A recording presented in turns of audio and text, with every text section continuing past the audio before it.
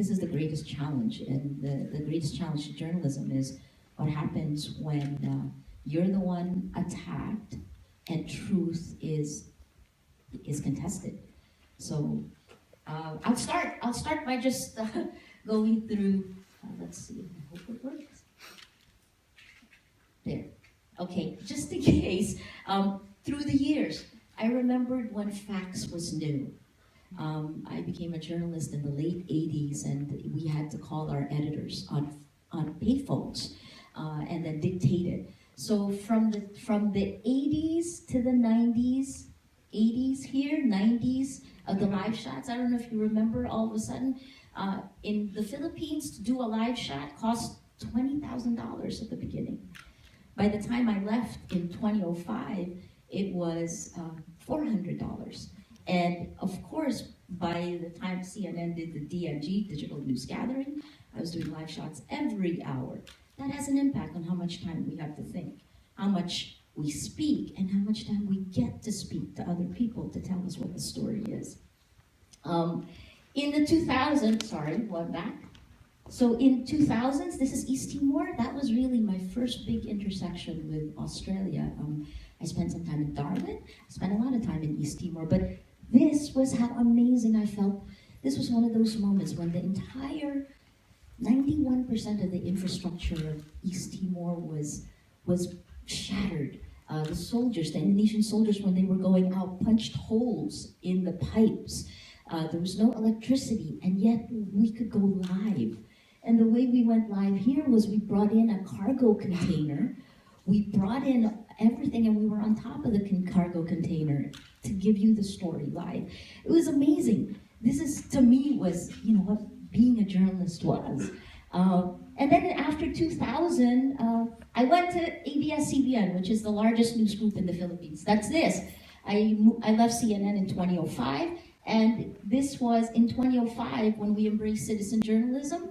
The owners of the network thought I was crazy. They were like, what are you gonna get from citizens? We pushed, in 2007, I pushed all of our reporters onto Twitter, onto Facebook. And again, I had a 6-month battle with the board in order to be able to do that, because they were saying, you know, what are the guidelines? How can you let every reporter speak?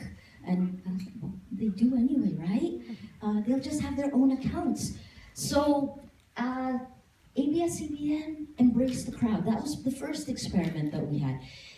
I was with that for 6 years, heading the news group, but being a large news group is really painful, because when you're the top of it, getting the culture to change, and if you're in charge of that, you know how difficult that can be. So in 2010, I decided, all right, I'm tired of politics. I just want to see if these ideas work. So we started Rappler in 2012. I left ABS in 2010, and in 2012, this is Rappler. Of course, I took advantage of CNN and put the logo behind me, right? On a live shot with CNN. But look at this live shot. Michael Holmes, who's Australian, is coming to us from satellite. This is a broadband, free. So all of the things that changed drastically, I mean, this is just an idea of how technology changed through one reporter's eyes. Because I talk war zone, these are the lessons. And for me, keep these, I tell you these because they're really important for today, I think. The war zones just have changed. The battlefield is different. But my 5 lessons in 30 some odd years of reporting remain the same. The first is, gosh, whatever it is, make the choice to learn. And I learned this when I was still in school. My thesis advisor told me, you know, if you don't know something, don't go down the path you already know, because you already know where it's going to lead. Go, make the choice to learn, and it's worked so far. It's really hard as we get older and as we lead organizations, because when you lead organizations, all of a sudden you've got P&Ls, you've got lots of people, you've got jobs relying on some of your calls, but make the choice to learn, especially now. Second, we get in our own way. Embrace your fear. If you touch your fear, you grab it, nothing stops you. And I'll say this from a war zone area, like again, from both of these, I'll use East Timor because it feels like only yesterday, but all of us were in East Timor right at the time when we knew violence was going to break out, and all the journalists tended to stay at the Turismo Hotel because it was right in front of the water. It was really nice. But I knew that when the thing that spreads the most in a pack is fear. And when fear spreads and you're with a whole group of people, you can't help yourself. So with the CNN team, what I did is I did something kind of foolish, it seemed, but it worked out in the end. We took a government house in the government compound, further away from the Turismo, took over that house, and we were the last group to be in East Timor, because when the militia began attacking, everyone left. We were there just a few days later, but those few days mattered. So my lesson about embracing your fear is the enemy is what you make of it in your head. So it tends, anytime I feel there's an enemy, I go to them. Again, people tell me I'm foolish that way, right? But embrace your fear. If you're not afraid, that nothing stops you. Third, beware of the pack. That's East Timor again. Beware of the pack.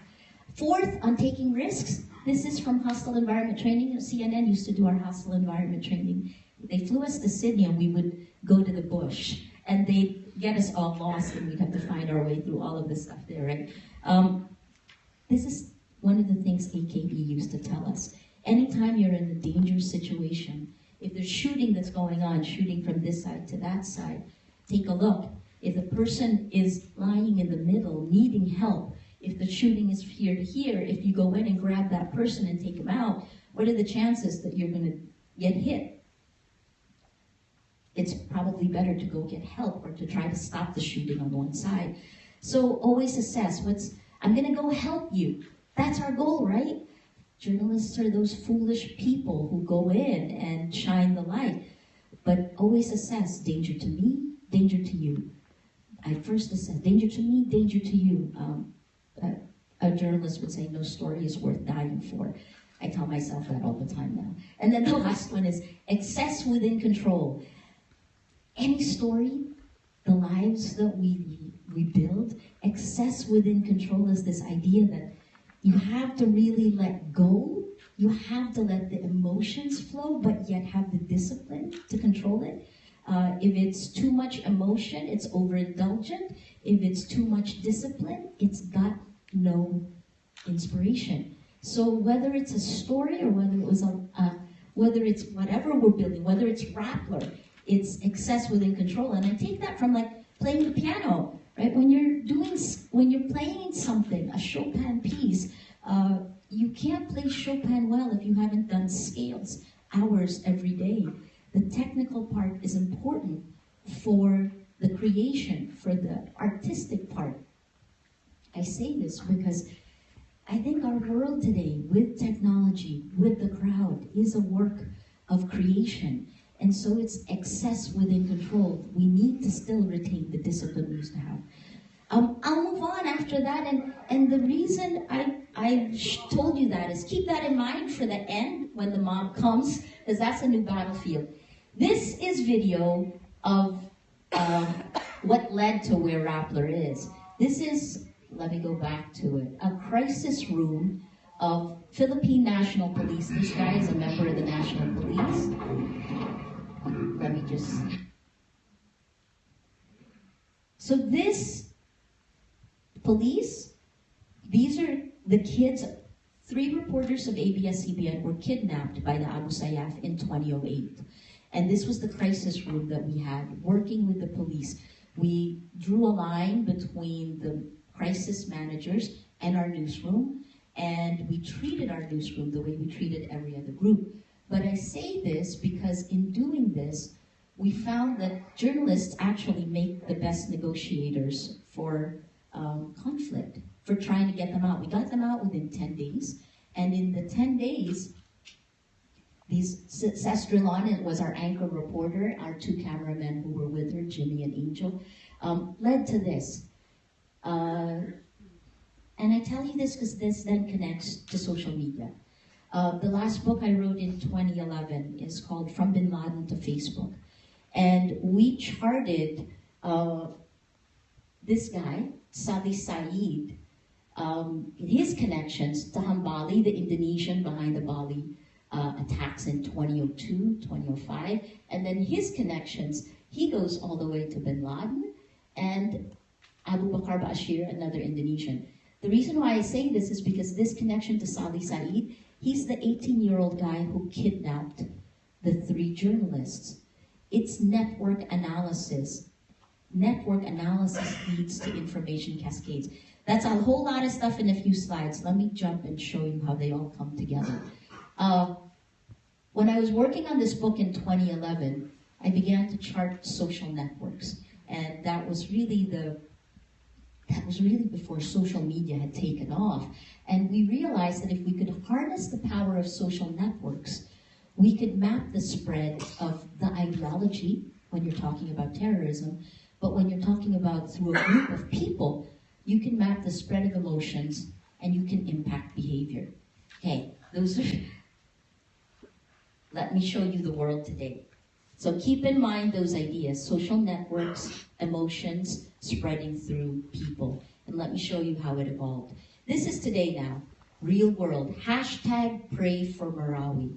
This is what I deal with on a daily basis. On Twitter, this trended. If you remember, pray for Manchester, the bombing in Manchester happened within the same 12-hour period. Pray for Marawi trended on May 23rd, the same day that President Duterte declared martial law in Mindanao. This is the spike of when it trended. And when we looked at it, this is a tool that Rappler developed that looks at how communities form on Twitter. And this is a very strange formation of community for hashtag pray for Marawi because there's no cascade. It shouldn't be closed circles. They should be connected. It should look more closely to like this. This is the cascade of the news groups in the Philippines. But still you can see all of this, that's unnatural. So we dug down deeper and we found this is Ground Zero tweet. It's talking about, please don't ignore, they're all over the city. But we found that that tweet was retweeted 54,046 times in the first minute. Bots, right? So you can kind of see what it is. Now, why is that important? Well, that trended right before the government declared a state of martial law in Mindanao. This is our reality, and this is the danger ahead. Bots, fake accounts, hate, manufactured reality. This is what I now deal with. And here's the landscape. This is why it's so easy, and this is what set it up. It's the fact that over the last few decades, we've had so much information coming at us. You're talking about 6,000 square meters of information storage material created every second. Think about that. Every second, 6,000 square meters created, right? And that is the speed of the ripple of a nuclear blast. So it's hard to picture what that is, so I found a way for you to visualize it. This is 6,000 square meters per second. That movement out, that's 6,000 square meters per second. That lasted a few seconds. Now think that that lasts decades. That's the information revolution. 6,000 square meters per second. And that was as of almost 8 months ago. It's still accelerating. So what does that mean? Well, we've long talked about how exponential growth is all really wonderful for society and how it is going to disrupt every industry. This hockey stick is the growth of Airbnb, of Uber, of anything that isn't linear growth. So let me put it in context of media in a positive way. When I used to manage ABS-CBN News, our growth was linear. If we grew 4% to 10% in a year, it was huge. Rappler when we started it in 2012, was growing 100% to 300% year on year. So it's not as fast as the exponential growth of Airbnb and Uber, but it is way faster than a traditional newsgroup. So here's that area of disruption. That's looking at it from a company's perspective. Now look at it from disinformation's perspective. If 6,000 square meters of information is coming at you every second, this is the exponential growth of it. And if someone can harness it, this is the exponential growth of propaganda. Here's my country, the Philippines. As of January 2017, here it is. It's #1 in the number of hours spent online. And you heard in our panel yesterday, right, that we have roughly 52 million Filipinos on the internet. Of the 52 million, 97% are on Facebook. Where's Australia? You guys are here. Australia's here. We're here. Our institutions aren't as strong as yours. What does that mean? So this is part of the reason I created Rappler in the Philippines. And this was the idea behind it. Core is professional journalism. We married technology. And then we looked, oops, fast. Sorry, it's accelerated. One more time. And, okay. So the crowd. And that's a tough thing. I was talking yesterday about how you have to be vulnerable to do it really well. Something traditional journalists, we don't really like that. But I look at this as, you can look at it as both content creation and native advertising. This is both the business model and the content creation model for Rappler. So this creates content, this is distribution. We pushed it out on social media. Social media led to crowdsourcing. Crowdsourcing gave us data back. That's big data that we funneled right back into the creation mix. Same thing for business. When we started, this was native advertising, which was pushed out on social media. We sold social media conversations, which then led to selling crowdsourcing events, which then led to data. That data was funneled right back into the mix. It was great fun. This was the foundation. We put a civic engagement arm on top of Rappler, which is something journalists didn't used to do, but we always wanted to, right? When I was doing CNN, when I was doing ABS-CBN, when a disaster happens in the Philippines, the journalists are always first on the scene. And when I headed ABS, all of a sudden, to draw these lines, because we need to draw the lines, the reporter would go in, but going in, if we had a chopper, I'd send in someone for public service along with the reporter. Because you don't want the reporter to be giving out water. You want the reporter to be interviewing, but you also don't want to stay there without giving something up. So this was what we did for our network in the Philippines. Well, civic engagement now is part of Rappler's. It's called MovePH. We have a blogging platform on top of Rappler, and this is the way we keep track of our communities. We actually map our communities on social media. Here's the last part of, I'm just looking at my time. Every story has a mood meter. We have a patent for a user engagement model. This was before Facebook put emojis on it, but the idea behind this is that this is the easiest form of crowdsourcing. You can actually look at how an event ripples through your society, and you can navigate through Rappler based on emotions. Our median age is 22 to 23 years old. Our bureau in Jakarta is very similar. Median age is 22 to 23 years old, except Indonesia has 250 million people. This is the change model. And I realized that it worked for Rappler. It also worked for President Duterte. He was the first political candidate to really harness social media in the Philippines to win. For us, what you do on social media carries an emotion. And it's emotion that spreads fastest, whether it's in the physical world or in the virtual world, right? That emotion travels on social networks. Social networks are your family and friends in the physical world. In social media, social networks are your family and friends on steroids. It's got no boundaries of time and space. So you can take this event, if I was live streaming it, and I was live tweeting it, its reach would grow ×4. We were looking at these numbers. So once it spreads through social networks, that impacts behavior. This is exactly the change model that President Duterte used to win our the May 2016 elections. Now let me go to how the mob was formed. Disinformation on social media, manipulation on social media. In the Philippines, it was actually the corporations that first introduced it.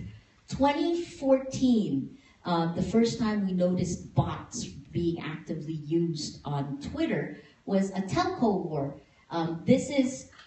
Smart is a telecommunication company. They were using hashtag Smart Free Internet, distributing free internet to the Filipinos. The yellow circles are their targets. These are millennials. But then they found out that every time someone used the hashtag Smart Free Internet, a bot or a fake account would target that person with a negative message. And they were able to essentially ring off the millennials, keep them away from the smart account using bots and fake accounts. This is a strategy that looks very much like a communist strategy, ring the city from the countryside, right? So think about it like this. If every time you use the hashtag Storyology, someone programmed a bot to spew hatred at you. That's kind of the way this has evolved now. So, when did it move to politics? Okay, April 2016. A student in UP Los Baños asked then Mayor Duterte a question about extrajudicial killings in Davao. And his supporters on social media actually became the first online mob that we had seen. Here, this one, it takes his phone number, the student's phone number, and posts it on Facebook. This was a page that was created to wish death to this student, right? On Facebook, death to this student. And then lots of other things. This was the first time we saw an online mob. Within about 2 days, Facebook took the page down, and the campaign team apologized and asked the mob to step back. That was during more civilized times in the Philippines. I'm going to show you the way the investigation we did, and it's a 3-part investigation that was released last October. September 3rd, there was a bombing in Davao City. That bombing has since been attributed to ISIS, but that bombing created this. There were originally 15 websites that took an old Rappler story with a new title. The Rappler story was talking about how a man with a bomb was arrested in Davao, and they made the mistake of adding a link to Rappler so we could monitor how much traffic it had. These websites then spread the fake news, so this was a March story spread in September on the Duterte campaign pages. This story was #1 on Rappler for 3 days. We have an average of 10 million uniques a month, right? So this, to be #1 on Rappler, was huge. But then we monitored 15 of these spread on the Duterte pages, and that happened about an hour before the government declared a state of lawlessness in Davao. So there was a direct link. What we did a story. That was the first of the series, Propaganda War, weaponizing the internet. Then we went on. We took a look at the trolls that we were getting. This is an account, and we put it on an Excel sheet because we're journalists, right? We're just not just tech people. We put it on an Excel sheet to really take apart. Her name is Luvimin Concho. So we put every element that we could track about this Facebook account on this spreadsheet, and then we went and found who are her friends and who are the friends who are following each other. Again, these were during less sophisticated times. We found 26 accounts on Facebook following each other. We took down every single detail they gave, including where they went to school, who they worked for, their hometown, and where they lived. And then we gave each vertical here to a reporter. I took the vertical of who they worked for, and we verified every single thing. Every single detail was false. It's fake. And these guys, 26 accounts forming together, game and algorithm on Facebook. That's called a sock puppet network. You know the sock puppets, right? It's a sock puppet network. It pretends to be real, but it isn't. We put this in a reverse imaging on Google, a Korean pop star. This is the piece. What we found was that this sock puppet network of 26 fake accounts influenced up to 3 million other accounts on Facebook. 26 fake accounts, 3 million. By November of that year, we knew that there were at least 50,000 accounts under the influence of what we called the propaganda machine. In the French elections, for context, Facebook took down 30,000 fake accounts. And if they didn't, would Macron have won? If they took down 30,000 fake accounts in the Philippines, would Duterte still have won? This was the series. The second part, how Facebook algorithms impact democracy. This is the Mocha Uson, who is the anchor account of this propaganda machine. Right after, the weekend after we published this series, so I wrote 2 of the stories, this is what I got the weekend after. And it started with things like this, the really creative ones. I mean, I just put the more creative ones up here. Maria, you are a waste of sperm. Your mother should have swallowed you. Again, I won't even go there, right? I'm called an oligarch, lots of different things, but this one I put forward because I thought this person was real. This one is not. This is a fake account. So I took his post and then I put it on my Facebook account and asked if anyone knew him. He's a doctor in Cagayan de Oro City, young doctor. He had just graduated. And once he had been exposed on social media, die stupid bitch if you don't like our country, our president leave our country. Cool. Sexism, misogyny, let's see what else. Once we posted it, he apologized and said, oh no, I left my account open in an internet cafe. So I went on his account and then showed him how many times he had done this to other women journalists. I wasn't the first. But we did the rest of it on private message because I don't think he knew that this was wrong. Is that crazy? Then it became this. So I will show you how it evolved. We published a transcript of a conversation between President Duterte and President Trump. Hashtag arrest MariaRessa, the propaganda machine, the scale of it. By March of 2017, we had the public post 250 million comments, maybe 11 million different accounts that were going at it. They started trying to trend hashtag arrest MariaRessa. I want to show you how it goes from the propaganda machine to real people and how the sexism and misogyny gets worse. This was a campaign account on Twitter. Ipatawag na yan, call her to the Senate, hashtag arrest MariaRessa.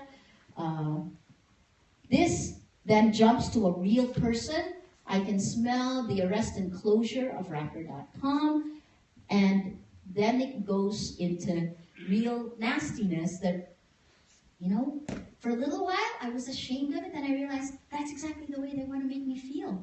So here you go. This is a real person, a graduating senior. And as soon as I posted this, his school sent me an apology letter. And, you know, anyway, look, maybe MariaRessa's dream is to become the ultimate porn star in a gangbang scene. She's desperate to get laid. Nice. And then we get this. Another student, right? So I think of the values. Another young man. Me to the Philippine government. Make sure MariaRessa gets publicly raped to death when martial law expands to Luzon. It would bring joy in my heart. I'm not alone. They like to attack me because I am not going to stay quiet. But here's the ecosystem. Oh gosh, okay, good news.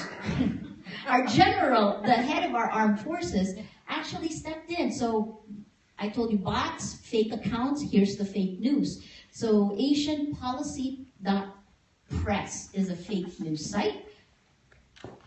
says that Rappler's MariaRessa claims 90 people per minute wanted to rape her. Actually, the claim on BBC was that the average number of threats I got that weekend was 90 hate messages per hour. 90 hate messages per hour. So that lasted a month. That's partly automated, partly inciting. And one of the big things I think that needs to be defined by the intermediaries is what is the line between free speech and inciting to hate, right? Inciting to violence. So this comes out, this fake news. Then other people started to defend me, and that's because I didn't stay quiet. In this one, I was like, okay, I just left all of it. If you want to see more there, I leave them. I leave the posts on my account. No 90 rape threats per minute, just covering up failed leader. A blogger wrote an open letter to the head of the armed forces because soldiers were jumping in on it. And our head of armed forces chief actually took disciplinary action against soldiers, and then he publicly apologized. That's in a year long, that was the first time there was a public apology, or even any public, what's the word I'm looking for? Admission. Thank you. A public admission that there is something wrong. So here's the landscape of who the propaganda network is. You have this idea, 90, 9, and 1. 90, 9, and 1. 90% of people don't care. 9% are the advocates. 1% creates the content. This is the 1% that creates the content for the propaganda machine, and they are broken down by economic demographics. SAS takes care of the 1%, the pseudo-intellectual. Thinking Pinoy is a man who takes care of the middle class. I watched his account grow from 1,000 to 500,000 on Facebook. And Mocha Uson is the singer-dancer who takes care of the mass base, followers of more than 5 million. This is the account, the social media propaganda network that attacks critics of the administration, perceived critics, and journalists.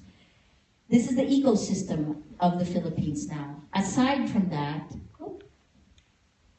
it jumps out of the social media propaganda, the echo chambers, into the real world through news groups like the Manila Times. The Manila Times is now, their owner is Duterte's PR guy internationally, and SAS underneath writes for this. Thinking Pinoy, well, let's see, I'll show you what happened. Then there's state media. State media, the secretary of the press secretary actually proudly told me with Peter when we were in Hong Kong for Facebook, said, you know, Maria, I'm really happy because we're sending our reporters for the state media groups to China and Russia for training. I'm so glad you're laughing at that. But he was really serious. So they're being trained by China and Russia. And then here's the last part. This is the closing the loop on the information ecosystem. The funnel, the anchor account of the propaganda machine has just been put in charge of social media in the president's own communications team. So there's your state. It's online, state-sponsored online hate. Okay, I just saw that I was out of town. Here are the challenges today. We need protection for journalists against online threats and intimidation. This is not just the Philippines. I took apart the Philippine landscape for you, but this is happening in many countries around the world. Some of them in Myanmar, Indonesia, different reasons, but we can talk about it more. Here's my crucial question. When does free speech turn into dangerous speech? When do you incite to hatred and when do you incite to violence? I've increased security in Rappler because of that difficulty, that gray area. In a war zone, I can see when someone is shooting at someone else and stay out of danger. In this new battleground, it's much more difficult. Trust and credibility, how do we maintain it without splintering into echo chambers? And then we need to do this in addition to the great stories that you saw earlier. We need funding for investigations at a time when news groups' business models are crumbling. We didn't talk about it yesterday, but in many developed nations, this is the information said that more than 90% of new digital ad spend in the United States is going to Facebook and Google. In the Philippines, last year in 2016, it was 72%. We expect it to be higher than 85% this year.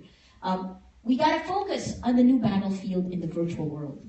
We've got to expose the people who are manipulating behind the scenes, and that can lead to things outside of our nations, because one of the things that we're talking about is disinformation. And where is the ground zero of disinformation? It actually leads to Russia in some instances. But these are things we need to talk about.